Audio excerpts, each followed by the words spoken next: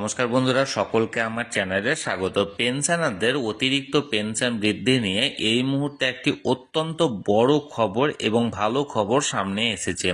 এই খবরের ফলে পেনশনারদের অতিরিক্ত পেনশন বৃদ্ধি সহ বিষয়টি খুব শীঘ্রই মীমাংসা হতে চলেছে, এরকমই আশা করা যাচ্ছে। কি সেই খবর, খবরে কি কি বলা হয়েছে, সকল কিছু আজকের ভিডিওতে বিস্তারিতভাবে আলোচনা করব। ভিডিওটি সকল ধরনের পেনশনারদের জন্য অত্যন্ত গুরুত্বপূর্ণ, তাই প্রথম থেকে শেষ পর্যন্ত অবশ্যই ধৈর্য সহকারে দেখবেন এবং ভালো লেগে থাকলে অবশ্যই একটি লাইক করবেন এবং সকলের সঙ্গে শেয়ার করবেন। আর সেই সাথে এই চ্যানেলে যদি প্রথমবার হয়ে থাকেন, এই রকমের ইনফরমেটিভ ভিডিও আরও দেখার জন্য যারা এখনো পর্যন্ত এই চ্যানেলটিকে সাবস্ক্রাইব করেননি তারা অবশ্যই চ্যানেলটিকে সাবস্ক্রাইব করে নিতে ভুলবেন না।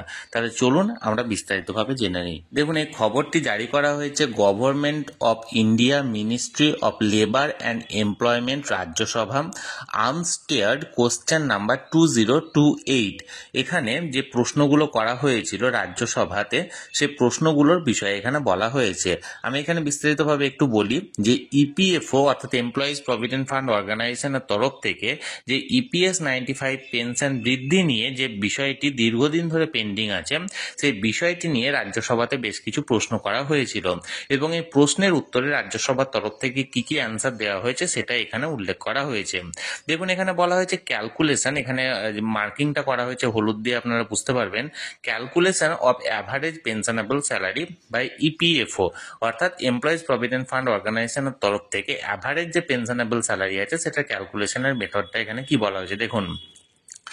2028 Sri D. Raja, will the Minister of Labour and Employment be pleased to state, মানে মিনিস্ট্রি অফ লেবার অ্যান্ড এমপ্লয়মেন্টকে এখানে আবেদন করা হয়েছে যে এই বিষয়গুলির ওপর একটা এক নজরে এর বিষয়গুলিকে ইলাবোরেট করার জন্য, অর্থাৎ বিস্তারিতভাবে উল্লেখ করার জন্য। কি কি বিষয় দেখুন। নাম্বার 1 অর্থাৎ এতে বলা হয়েছে whether government has noticed discrimination in circular number pension এত অ্যামেন্ডমেন্ট এত date 23 March 2017, whereby employees provident fund organization অর্থাৎ EPFO has exempted employees provident fund অর্থাৎ EPF members who are drawing pensionable salary exceeding rupees 15,000 on or after September 1994 from getting benefit of higher option। 2017 23 মার্চের এই memo number বা amendment act অনুযায়ী গভর্নমেন্টের তরফ থেকে এটা উল্লেখ করা হয়েছিল যে ইপিএফ অর্থাৎ এমপ্লয়িজ প্রভিডেন্ট ফান্ডে যে সমস্ত সাবস্ক্রাইবার বা মেম্বাররা আছেন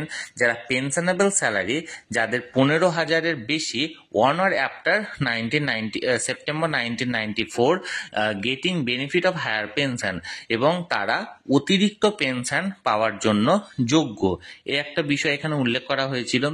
2, if so whether government will take steps to remove this discrimination, এবং এটা যদি সত্যি হয়ে থাকে তাহলে গভর্নমেন্টের তরফ থেকে কি পদক্ষেপ নেওয়া হয়েছে এই বিষয়টিকে মানে এখানে এই বিষয়টির ওপর মানে গুরুত্ব সহকারে বিবেচনার জন্য কোন পদক্ষেপ নেওয়া হয়েছে।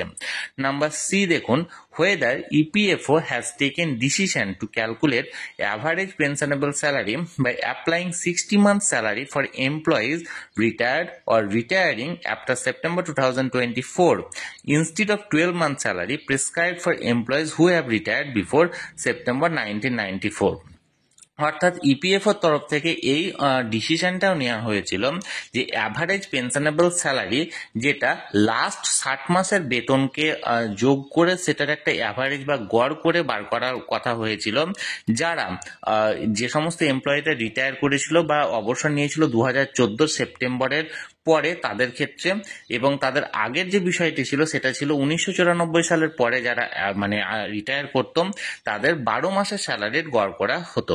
অর্থাৎ এক কথায় বলতে গেলে 1994 সালের পরে যারা রিটায়ার করেছে তাদের 12 মাসের লাস্ট পেনশন মানে স্যালারির গড় করে এখানে পেনশনেবল স্যালারি নির্ণয় করা হতো। সেক্ষেত্রে যারা সেপ্টেম্বর 2014 পর রিটায়ার করেছে তাদের ক্ষেত্রে এটা 12 মাসের জায়গায় লাস্ট 60 মাসের বেতনটাকে গড় করে এখানে নির্ণয় করার পদ্ধতি ছিল বা পদ্ধতি করা হয়েছে।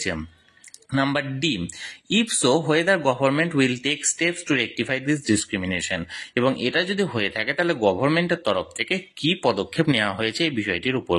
অর্থাৎ এক কথায় বলতে গেলে দুটো এখানে প্রশ্ন করা হয়েছে। প্রথম যে প্রশ্নটা সেটা হচ্ছে 2017 23 মার্চ এই অ্যাক্ট অনুযায়ী বা অর্ডার অনুযায়ী 1994 সালের পরে যে সমস্ত কর্মীরা অবসর নিয়েছেন এবং তাদের 15,000 বা তাদের বেশি যদি তাদের স্যালারি হয়ে থাকে, পেনশনেবল স্যালারি, তাহলে সেক্ষেত্রে তারা হায়ার পেনশনের জন্য তাদের ক্ষেত্রে গভর্নমেন্ট কি পদক্ষেপ নিয়েছেন।